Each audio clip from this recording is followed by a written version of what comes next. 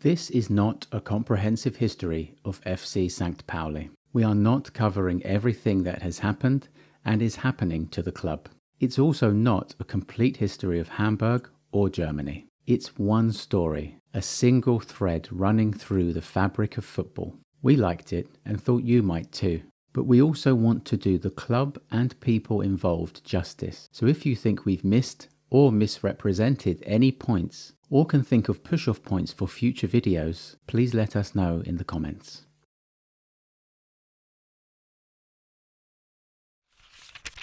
In order to understand the St. Pauli phenomenon, defend it and imagine it, you need to know the history of the club and the neighbourhood and city hosting it. Football clubs are not static entities. They evolve, and St. Pauli is no exception to that.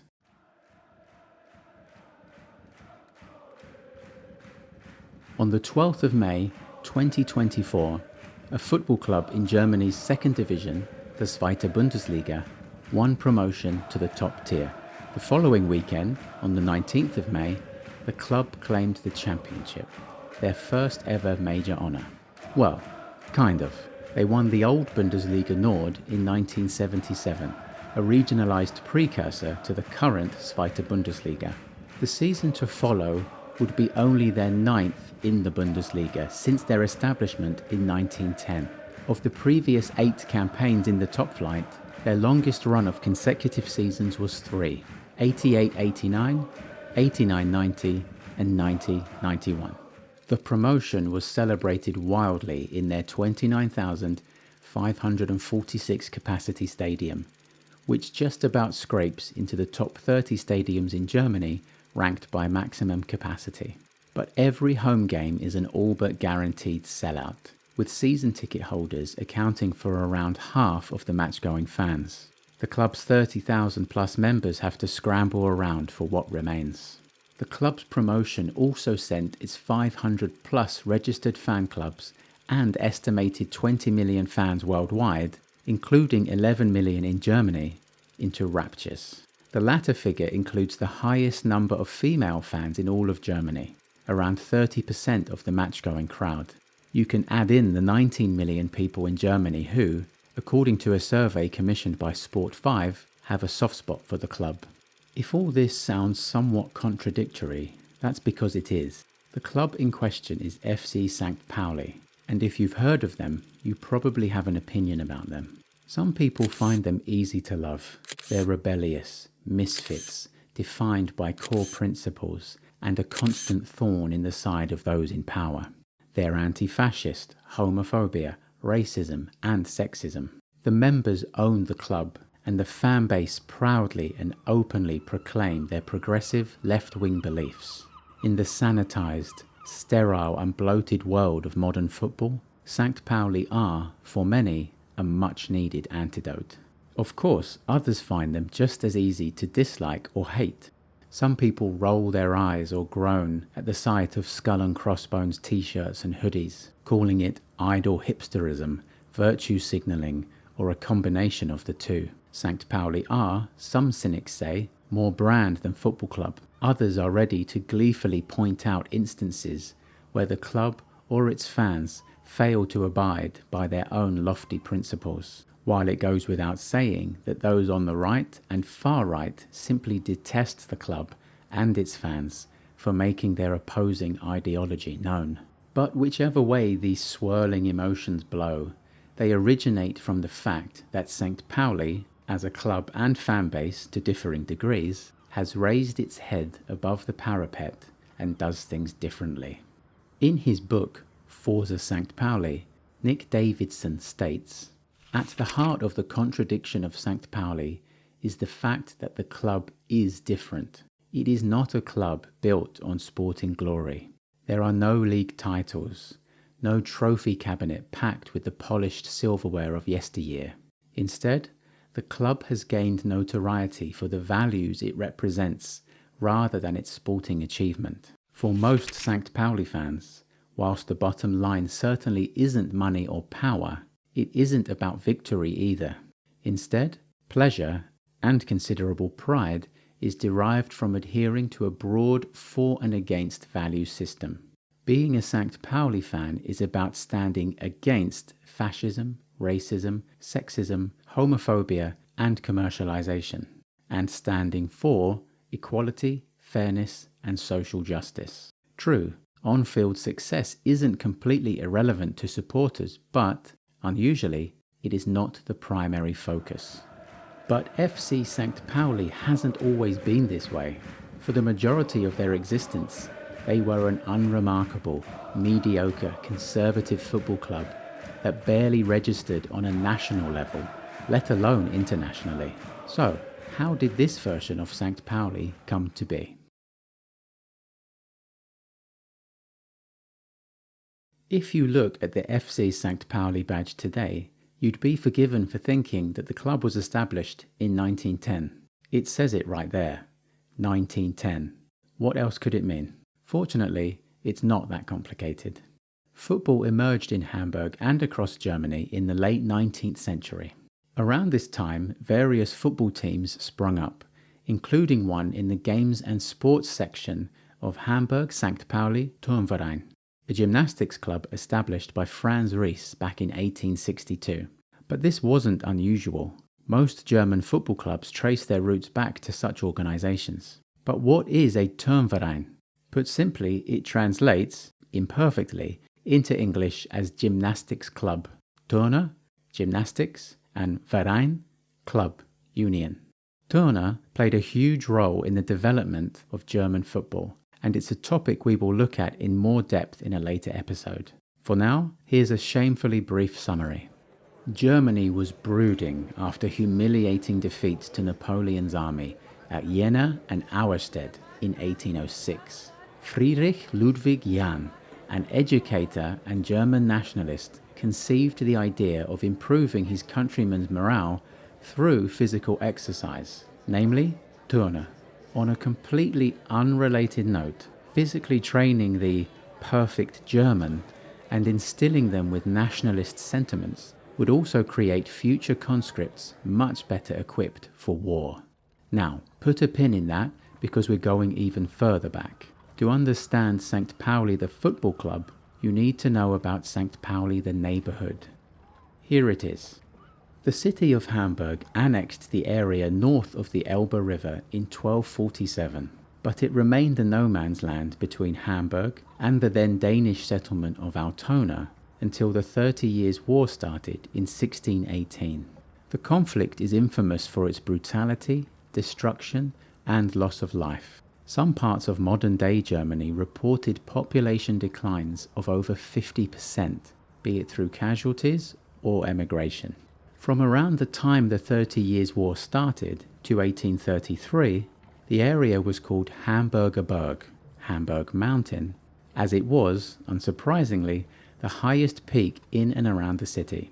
Given its location outside Hamburg's city walls, and due to its height, Hamburger Berg had strategic importance for defensive reasons. As such, people were allowed to settle here, although it was hardly popular. There was no real urge for communities to lay down roots in an area that the city couldn't or wouldn't protect in the event of an attack. During the 17th century then, the district's population hovered around 2,000, many of whom were gangs of pirates and members of religious orders. However, craftsmen, fishermen, and day labourers also lived there to escape the high cost of living in the city.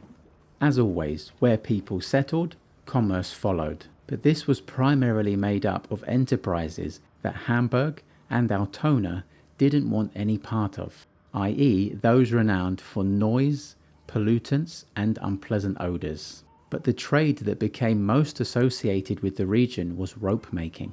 The boats docking in the port of Hamburg needed a steady supply of ropes, and the production process required plenty of space. Sankt Pauli, as opposed to the narrow confines of the city centre, was ideal. In fact, the neighbourhood's infamous Reeperbahn, known locally as the most sinful mile, translates into English as rope walk. A church dedicated to St. Paul was built in 1682, but it was later destroyed during a Danish siege. In 1814, the rebuilt church was razed again, this time by the French. While crushing resistance, Napoleon had ordered the destruction of that suburb of ungovernable people. The church was re-erected on the same spot once more, and when Hamburgerberg officially became a suburb of the city in the 1830s, it was named after this symbol of defiance. On the 5th of May 1842, disaster struck again. The Great Fire swept through Hamburg, killing 51 people and destroying 1,700 residences and several important public buildings. In Sankt Pauli, Another Football is Possible, Carles Viñas and Nacho Parra explain what happened in the aftermath of the tragedy. It is calculated that as a consequence of the catastrophe and creation of new industries, around 20,000 people moved outside the city walls, seeking decent wages, to Sankt Pauli. This demographic growth, which transformed St. Pauli's social structure, encouraged the emergence in the area of brothels, theatres, music halls and dance halls. As a result of industrial growth, a working class community emerged, turning St. Pauli into a left-wing stronghold. With the advent of steamships, transoceanic shipping boomed in the mid-19th century. The port of Hamburg became an international hub, swelling the pockets of wealthy trading families who duly fled the expanding port with its noise, dirt, and, heaven forbid, working people, and moved out of the city to the more spacious, cleaner suburbs. The incoming workers and their families crowded into the dwellings that were left behind. The city authorities then demolished 20,000 homes to the south to clear even more space for the expanding port. The authorities showed little interest in rehousing the displaced families, so even more people migrated to affordable, working-class areas like St. Pauli. The result was severe overcrowding and the development of slums. Despite protests and strikes for better conditions, and a cholera outbreak in 1892 that killed 8,000 people, the city consistently chose to focus on improving the port facilities rather than living standards for the cramped and impoverished working class. So, where does all this leave us? Returning to Sankt Pauli, Another Football is Possible, Carles Viñas and Nacho Parra note, at that time, Sankt Pauli had two clearly differentiated areas. The north, bourgeois and with a notably nationalistic character, and the south, close to the port and inhabited by workers. The contrast between the working and bourgeois classes at this point was stark. When football arrived in Hamburg, it was picked up by the well-off in society because they had the leisure time and the energy to indulge in silly little games. Everyone else was too busy working themselves to the bone. As in Britain then, football's roots in Germany are that of a pursuit for the elite. But the new game was far from liked throughout the country. In fact, it was referred to as the English disease by some in Germany, whose loyalties lay with the non-competitive gymnastics movement. Some members of the Hamburg St. Pauli Turnverein, who were also part of the local bourgeoisie, established the football team St. Pauli. Despite the club appearing in records dating back to 1899, they didn't play their first competitive game until 1907. Unofficial friendlies filled the years in between. It was during this period that Amandus Wirt encouraged the team to wear a dark brown shirt and white bottoms, the same brown-weiss colours associated with the club today. So we found ourselves back in 1910. This is the year the club joined the North German Football Association. They then contested their first league games the following year. If you ever see the words FC St. Pauli, non-established since 1910, you now know what it means. Hopefully. The outbreak of World War I brought everything to a shuddering pause. German fatalities accounted for 2 million of the conflict's 10 million total victims. While this had a huge effect on all sectors of society, it also meant that many of the football clubs that had existed pre-war simply disappeared. Before the outbreak of hostilities, the Hamburg area was home to 60 football clubs. After mergers and disbandings, only 10 remained in 1919. But St. Pauli and the Hamburg St. Pauli Turnverein survived. In fact, the club acquired its Heiligengeistfeld ground the year after the war ended. Things stayed this way until the football club cut ties with Hamburg St. Pauli Turnverein in the 1923-24 season, becoming an independent entity. The 1924-25 season was the first that the club competed under the name Fußballclub Sankt Pauli. There's no mistaking the social identity of the club at this point in its history. In Pirates, Punks and Politics, Nick Davidson writes, "The club of the 1920s and 30s was a very different proposition to the club today. It was largely the club of the local bourgeoisie. The district's workers were much more likely to play for or be supporters of the Arbeiter Turn- und Sportbund, Workers' Gymnastics and Sports Association clubs." Carles Viñas and Nacho Para add, "It might sound surprising now that during the interwar years, footballers in worker-related teams kicked and violently tackled St. Pauli players. Yet for the other teams, the footballers in white and brown represented a right-wing bourgeois club." Amidst the social and political unrest of the early 1920s, football transitioned into a working-class sport, and its popularity boomed.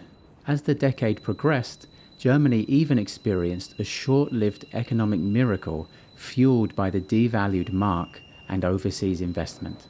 But still, the Sankt Pauli neighbourhood was very much known as one of poverty and insecure living conditions. The 1929 New York stock market crash burst the bubble. North American capital withdrew, companies' credit dried up, production slowed, and unemployment rose. The circulation of goods in Hamburg's port dropped and some local industries collapsed. World War I reparations still had a tight grip on Germany, exacerbating the dire economic situation. Desperate citizens searching for new ways to order society turned in increasing numbers to extremist parties, including the Nazi National Socialist German Workers' Party and the Communist KPD.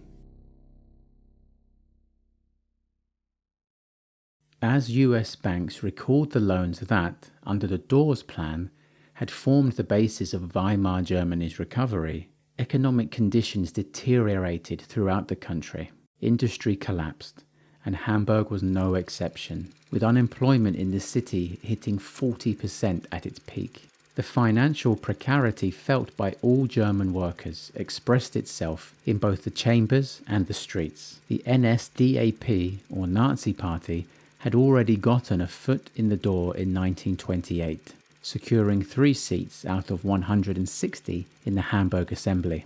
But by 1932, Nazi representation in the legislature had swollen to 51 seats, reflecting national trends as the crisis deepened. Hopelessness also spilled out into the boulevards and plazas of the city, where Nazis, communists, and left-wing parties frequently clashed in public spaces. But at this point, any effects of Nazism on FC St. Pauli and other German football clubs were insignificant. Come the 1933 elections, the NSDAP won a majority in Hamburg's Senate. All political associations and unions linked to the SPD, Social Democratic Party, were immediately banned. In a single year, 2,400 members of the opposition in Hamburg were arrested. Nick Davidson writes of this period in Pirates, Punks and Politics. In June 1933, Jewish people were expelled from sports clubs. It was part of the Gleichschaltung, the bringing into line, which tightened the Nazi grip over all aspects of German life. Far from resisting these changes, the Deutsche Fußballbund, DFB, the German Football Association, had jumped the gun somewhat, placing an article in Kicker magazine stating the members of the Jewish race and persons who have turned out to be followers of the Marxist movement are deemed unacceptable. Clubs quickly followed the DFB's advice, expelling Jewish members. FC St. Pauli, at this point in its history still very much a club of the bourgeoisie, acted no differently to other German clubs. In St. Pauli, another football is possible, Carles Viñas and Nacho Para add, the clause forced the purging of Jews from the civil service, universities, associations and sporting organizations. Yet Sankt Pauli did not follow the regulations to the letter. Unlike other clubs, such as FC Nürnberg or Frankfurt's Eintracht, Sankt Pauli allowed membership to those of a Jewish background for that year. The club president at the time was Wilhelm Koch, who had been elected in 1931. Many years later, it was discovered that he had held membership with the Nazi Party. But Davidson, Viñas and Para all explain how this information isn't quite as straightforward as it may seem.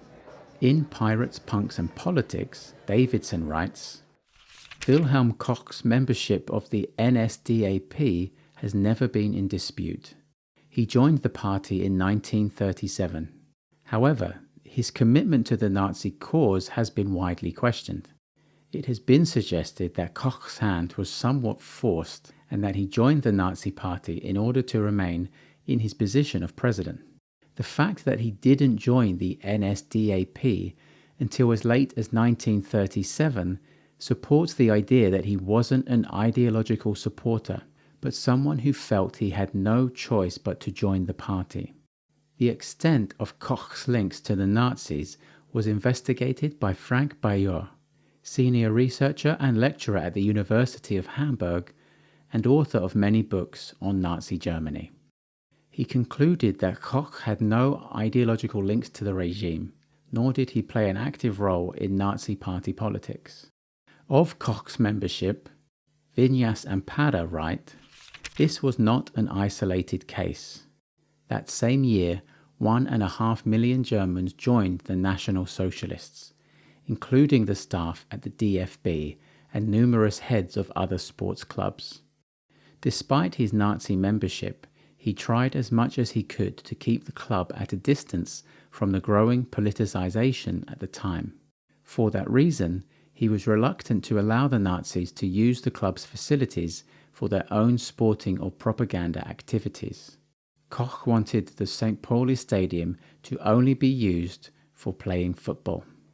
After the war, St. Pauli would name their stadium Wilhelm Koch Stadion in honor of his long service and achievements. This would then become an issue when his NSDAP membership came to light, but we'll come back to that later. And what about the broader situation? Well, Hamburg was controlled by the Nazis, but in 1937, Hitler also designated it as a Führer city, along with Berlin, Linz, Munich, and Nuremberg.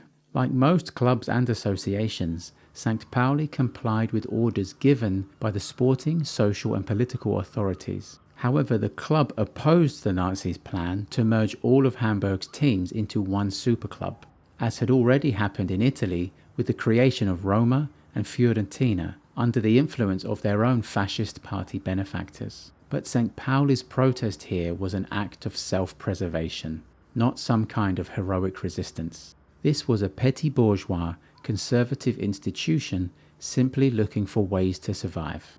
Nick Davidson adds, it is difficult, even unlikely, to conclude that the club, as an entity, enthusiastically embraced Nazi politics and ideologies. Like all German institutions, they didn't really have a choice but to adopt these new laws and rule changes. Within the club, there were certainly those who went along with Nazi policies, perhaps just to keep the club functioning.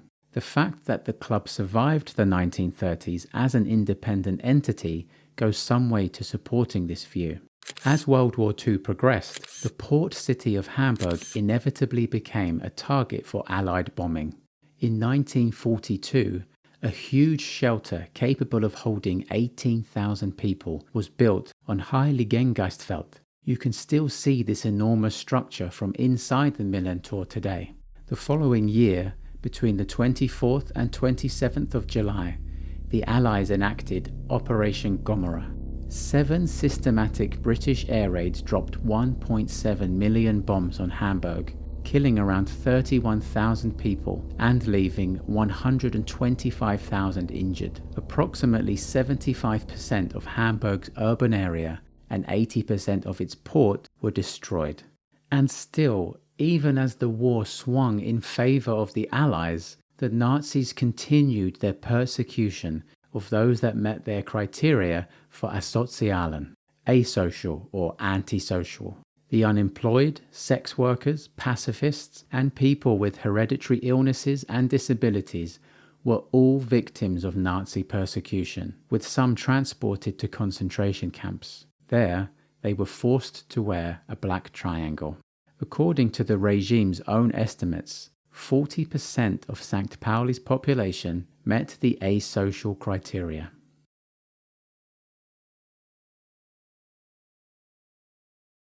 After 6 years of devastating conflict in Europe, the long rebuilding process began. The ruins of St. Pauli's stadium lay amidst the burnt-out shells of buildings in the destroyed city. But thanks in huge part to monumental work by local volunteers, the club were back playing in their home ground again as soon as 1946. What's more, the team playing in it was one of St. Pauli's best to date. The legendary Die Wunderelf, the Magnificent 11, rose to prominence. In true St. Pauli tradition, they didn't manage to win anything, but their relative success put them on the German football map. The combination of the rebuilt stadium, the performances of the Magnificent 11 on the pitch, and the longing for a shred of normality after the horrors of the war allowed St. Pauli to put down stronger roots in the neighbourhood. However, the hastily rebuilt stadium would be the club's home for less than 2 decades. In 1963, the Hamburg Town Hall requisitioned St. Pauli's ground for the International Gardening Exhibition. To soften the blow, local authorities lent their support to constructing a new stadium a few hundred metres away on the Heiligengeistfeld. The first Bundesliga season also kicked off in 1963. The DFB chose 16 teams to compete in the inaugural competition, but St. Pauli wasn't one of them. The club had to make do with the regional leagues. During the 1950s and 1960s, Germany, like post-war Italy, experienced an economic miracle. The country was once more a European financial hub, and in Hamburg and St. Pauli, the shipyards roared again. In turn, dockers, labourers and sailors wandered the neighbourhood with money to spend. The Reeperbahn, the heart of Hamburg's red light district, thrived, and St. Pauli witnessed a golden era. Striptease clubs, brothels, trendy night spots and hotels sprang up. A new youth culture, fueled by rock and roll, blossomed in the city. It was a vibrant atmosphere of musical creativity, into which stepped a relatively unknown band of young musicians from Liverpool, called the Beatles. But before the 60s were out, the good times had already started to slow. St. Pauli tipped into decline. The golden age no longer glistened. A new generation of youth was coming of age in Germany, and they weren't shy in expressing their frustrations about the Grand Coalition government and the continued presence of US troops. The listlessness and stagnation only deepened as the 70s ticked by. The folding of numerous boat companies and the closing of local leisure facilities became a troubling sign of the times. Yet St. Pauli offered a glimmer of light on the field. In 1976-77, the club finally reached the Bundesliga, and in the process of promotion, won their first major trophy, a regionalized equivalent of today's second division. The Zweite Bundesliga wouldn't become a single national league until 1981. The joy was short-lived. St. Pauli were relegated the next season. To compound the misery, the club also decided to play 12 of its 17 home games at the Volksparkstadion, home to HSV. This was nothing more than a brazen attempt to claw in higher revenues, but it backfired. In those home games, St. Pauli picked up a mere 7 points. To exacerbate the situation, fans didn't show up to the Volksparkstadion in the anticipated numbers. After all, why would you want to trek to the outskirts of the city to watch your team play a home game in your more illustrious neighbour's stadium, one which is too big and not purpose-built for football like the one in your own neighbourhood? So, the extra revenue didn't materialise, And at the end of it all, the club was back in the second tier, having failed to cash in on their time in the top flight. Sankt Pauli failed to bounce back the following season. Playing in their home stadium for the full campaign, attendances plummeted. In the 77-78 Bundesliga season, they averaged 13,776, but this tumbled to a measly 2,396. Several sponsors withdrew their funding, not wanting to be associated with, quote, a pathetic club. With an accrued debt of 2.7 million marks, bankruptcy stalked Sankt Pauli. They couldn't honour payments to the DFB, so they refused to renew the club's professional licence. This sent Sankt Pauli spinning down to the amateur level, the Oberliga Nord. The coach found out about the news on the radio. Several players hurried out the door. As the 1980s approached, Sankt Pauli the football club and the neighbourhood were both in rapid decline. The latter was developing a reputation as one of the most notorious places in West Germany. When it came to the former, the club's financial situation was so desperate that players often drove themselves to away games. And when the club, or rather the fans, could rent coaches, they were in terrible condition, on occasion even intoxicating players with exhaust fumes. Not ideal when preparing for a tough away game. And in the exciting world of shipping, changes were unfolding at a rapid pace. The age of container shipping had arrived in 1967, and from the following year, the amount of containers handled at Hamburg port increased exponentially. This brought about huge restructuring, increased automation, steady job losses, soaring company profits, and a simmering dissatisfaction. All of this was set against the backdrop of economic instability in Germany and across the wider West. Throughout the 1970s, successive German governments struggled to keep the economy in check. Growth continued to fall, unemployment ticked up, and inflation remained high. The onset of the 1980s did little to inspire hope of change.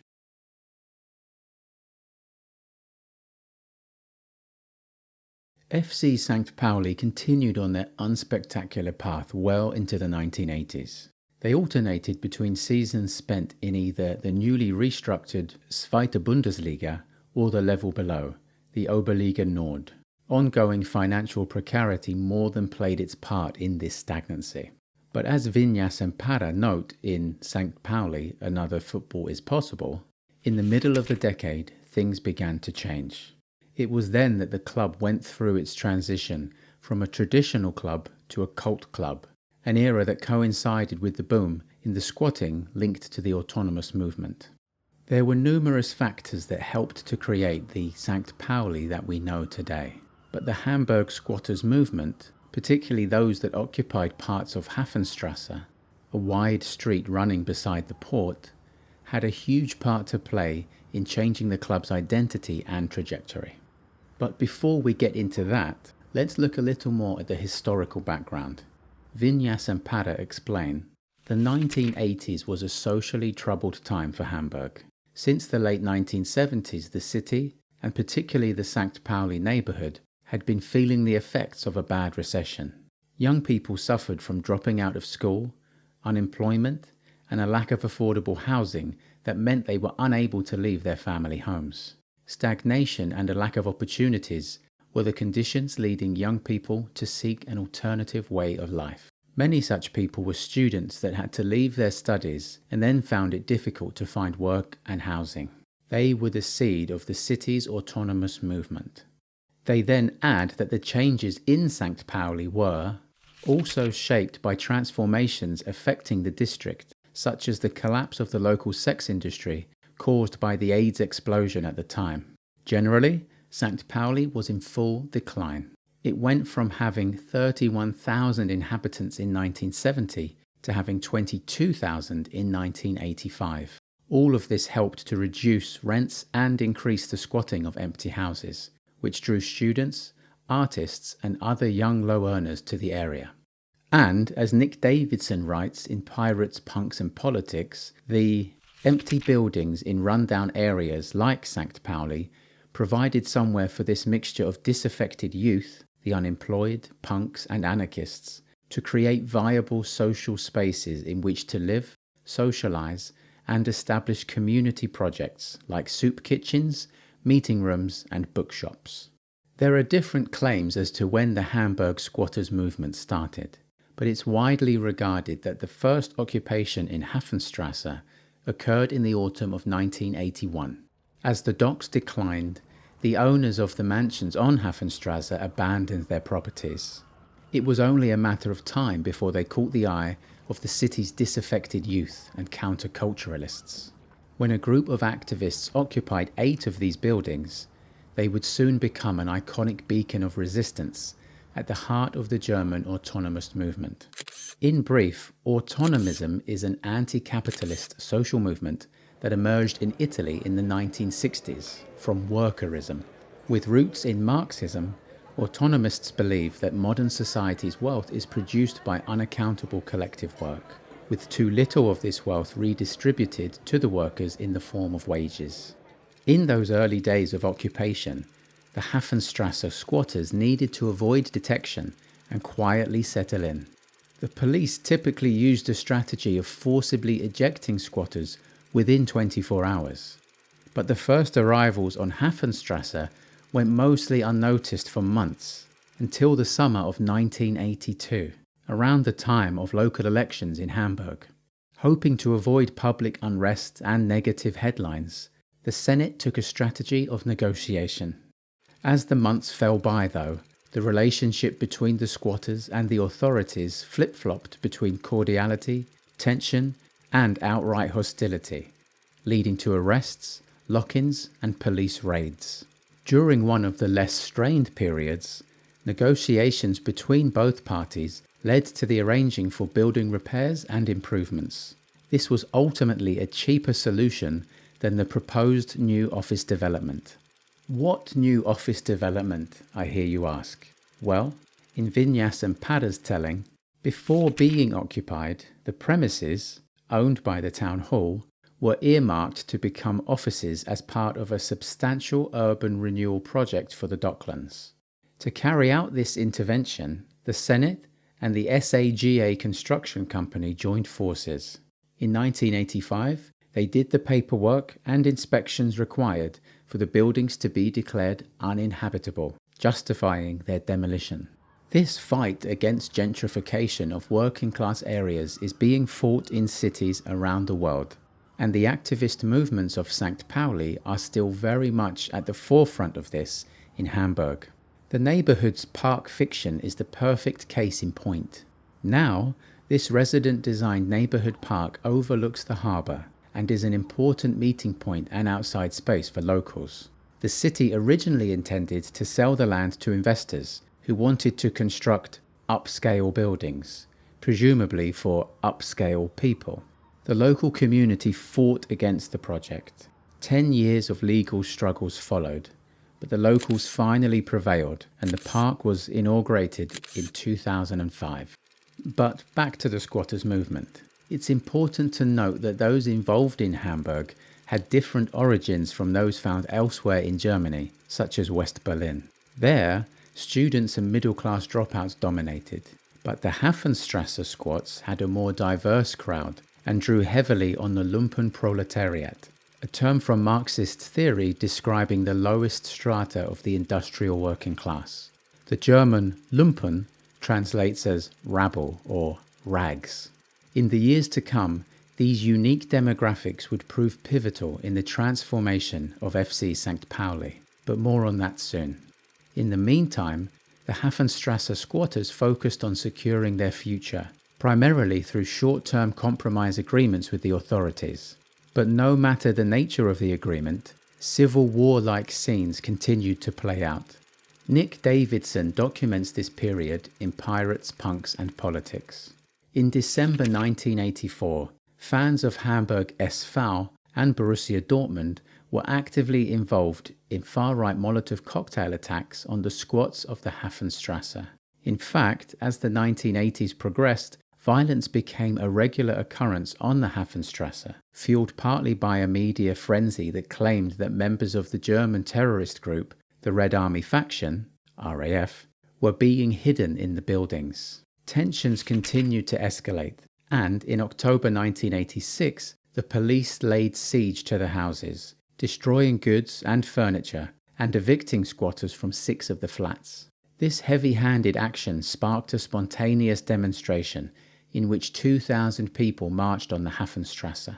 Demonstrations continued and spread to other parts of Germany, and even into Holland and Denmark. On the 20th of December, a crowd of 12,000 marched through the streets of Hamburg in solidarity with the Hafenstrasse, demanding an end to police victimization. Public pressure on the council continued into 1987, and by the autumn, the Hafenstrasse occupants and the council finally reached an agreement, drawing up a contract that granted the residents some security against eviction and police persecution.